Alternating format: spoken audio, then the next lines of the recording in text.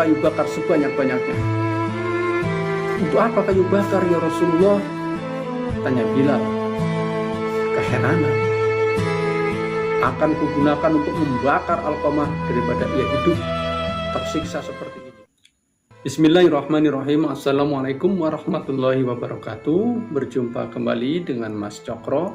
Kali ini Mas Cokro akan membawakan sebuah cerita, yaitu kisah tentang wafatnya sahabat Nabi Muhammad SAW, yaitu sahabat Nabi yang bernama Alqamah, di mana Alqamah ini adalah seorang sahabat Nabi, namun di penghujung usianya dia mengalami kesulitan sakaratul mautnya. Karena apa sebabnya? Kita ikutin kisah yang satu ini. Oke, sebelum kita teruskan kisah yang satu ini, jangan lupa teman-teman semua, sahabat-sahabat semua, untuk subscribe, like, and share tentunya. Kisah tentang Alqamah yang mengalami penderitaan sebelum ajal pasti sudah tidak asing lagi bagi kita atau di telinga kita umat Islam. Alqamah adalah salah seorang sahabat Rasulullah. Kisah tentang Alqamah yang mengalami penderitaan sebelum ajal pasti sudah tidak asing lagi di telinga kita umat Islam. Alqamah adalah salah seorang sahabat Rasulullah yang soleh dan terpercaya. Ia cukup banyak meriwayatkan hadis-hadis Nabi. Semua orang pun mengakui ketinggian ibadah dan pengetahuannya tentang Islam. Namun sayang, seribu sayang, di penghujung usianya, ia mengalami penderitaan yang luar biasa menjelang ajal. Semua itu jelas menodai integritas dan nama harumnya. Lalu apa yang menyebabkan Alqamah mengalami semua itu? Jawabnya adalah Alqamah begitu mencintai istrinya sehingga ia menelantarkan ibunya dan menyakiti hatinya. Syahdan, suatu hari seorang wanita dengan tergopoh-gopoh datang menemui Rasulullah. Kesedihan dan kecemasan tampak jelas menggelayut di wajahnya. Matanya yang sembab memerah menandakan bahwa ia kurang tidur dan sering menangis. Rupanya ia sedang mengalami masalah yang besar dan serius. Dan benar saja, sampai di hadapan beliau dengan air mata yang bercucuran, ia menyampaikan permasalahan yang dialaminya kepada beliau. Ia menceritakan kepada Rasulullah tentang keadaan suaminya yang sedang sakit keras dan koma selama beberapa hari belakangan. Bahkan saat ia datang menghadap beliau, suaminya itu belum juga sadarkan diri. Saya sangat kasihan kepadanya ya Rasulullah, ratap wanita itu. Mendengar pengaduan wanita itu yang ternyata adalah istri Alqamah, Rasulullah pun merasa terenyuh dan iba hati. Rasulullah dapat merasakan betul beban penderitaan, beban kesedihan yang sedang ditanggung oleh wanita tersebut. Wanita yang ada di hadapan beliau itu, apalagi Rasulullah seorang yang berhati lembut dan penuh kasih. Maka cerita istri Alqamah itu pun menggoreskan kesedihan di hati beliau. Bagaimana tidak?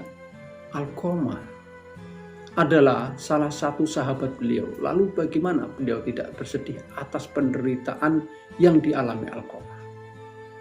Beliau lalu mengutus sahabat Bilal, Suhaib, dan Ammar untuk menjenguk keadaan Alqamah.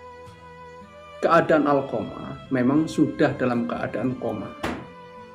Sahabat Bilal lalu menuntunnya membacakan taklid di telinganya. Anehnya, mulut Alqamah seolah-olah dikunci rapat. Berulang kali dicoba, mulut itu tidak juga mau membuka sedikit pun. 3 sahabat itu lalu bergegas pulang melaporkan kepada Rasulullah tentang keadaan Alqamah. "Sudah kau coba menalkin di telinganya?" tanya Rasulullah. "Sudah Rasulullah, tetapi mulutnya tetap terbungkam rapat," jawabnya. "Baiklah, kalau begitu biar aku sendiri yang datang ke sana," kata Rasulullah.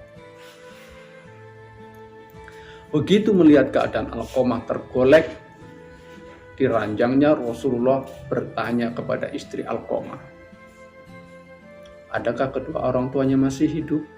tanya Rasulullah. "Ayahnya sudah meninggal ya Rasulullah, tetapi ibunya yang sudah tua renta masih hidup," jawab istrinya. "Lalu di mana dia sekarang?" "Ia di rumahnya ya Rasulullah, tetapi rumahnya itu jauh dari sini." Tanpa banyak bicara, Rasulullah lalu mengajak beberapa orang sahabatnya untuk menemui ibu Alqamah. Ketika beliau dan rombongan kecilnya sudah sampai di hadapan Alqamah, di hadapan ibu Alqamah, beliau pun mengabarkan kepadanya tentang keadaan Alqamah yang sedang sakit parah dan koma. "Biarlah ia rasakan sendiri," ujar ibu Alqamah, memberikan reaksi saat Rasulullah memberikan kabar, menceritakan kabar kepada wanita tua itu tentang keadaan Alqamah. Tampak jelas ada kebencian dan rasa sakit hati yang menggumpal di dadanya. Tetapi ia dalam keadaan sekarat. "Apakah ibu tidak merasa kasihan kepada Alqamah?" tanya Rasulullah. "Untuk apa kasihan kepadanya? Kalau ia telah berani berbuat dosa kepadaku, tugasnya singkat.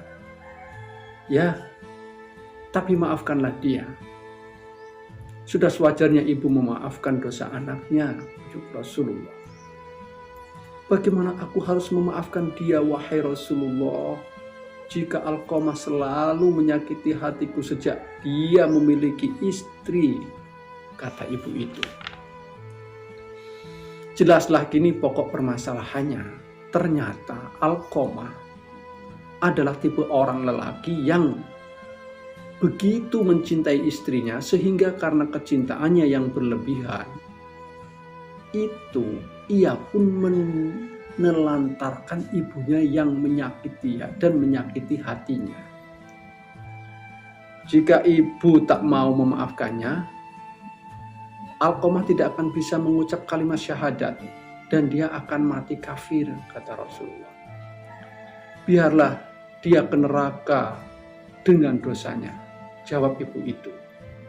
Mendengar jawaban wanita tua di hadapannya, sejenak Rasulullah tertegun. Beliau pun berpikir bagaimana caranya wanita tua itu mau memberikan maaf kepada Alqamah. Dan Rasulullah pun menemukan ide mendadak. Dengan nada agak tinggi, Rasulullah berkata kepada sahabat Bilal, "Hai Bilal, kumpulkan kayu bakar sebanyak-banyaknya." "Untuk apa kayu bakar ya Rasulullah?" tanya Bilal keheranan. "Akan kugunakan untuk membakar Alqamah daripada ia hidup tersiksa seperti ini.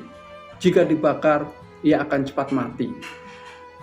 Dan itu lebih baik karena ia tak akan menanggung rasa sakit yang begitu lama," jawab Rasulullah pura-pura serius. Mendengar perkataan Rasulullah yang seperti itu, ibu Alqamah jadi tersentak. Ia sama sekali tidak menduga kalau Rasulullah akan mengambil keputusan seperti itu. Naluriah seorang ibu yang menyayangi anaknya pun menjerit. Jiwanya yang selama ini dibelenggu amarah akhirnya pun mencair. Hatinya luluh membayangkan bagaimana jadinya jika anak laki-lakinya itu dibakar hidup-hidup Dengan air mata bercucuran, ia pun meratap dan memohon kepada Rasulullah. Wahai Rasulullah, jangan engkau bakar anakku. Aku tak tega engkau membakarnya hidup-hidup. Bagaimanapun sebenarnya aku sangat menyayanginya. Meskipun telah berkali-kali ia menyakiti hatiku. Baiklah, aku telah memaafkannya. Ratap wanita tua itu memelas kepada Rasul. Rasulullah pun sebenarnya bersandiwara untuk mendapatkan keridhaan wanita tua itu untuk diri Alqamah. Rasulullah pun haru mendengar perkataan itu. Mata beliau pun sampai berkaca-kaca. Legalah kini hati Rasulullah karena bisa meluluhkan hati seorang ibu yang menaruh dendam kepada anak lelakinya. Rasulullah lalu mendatangi Alqamah dan menuntunnya membaca taklid.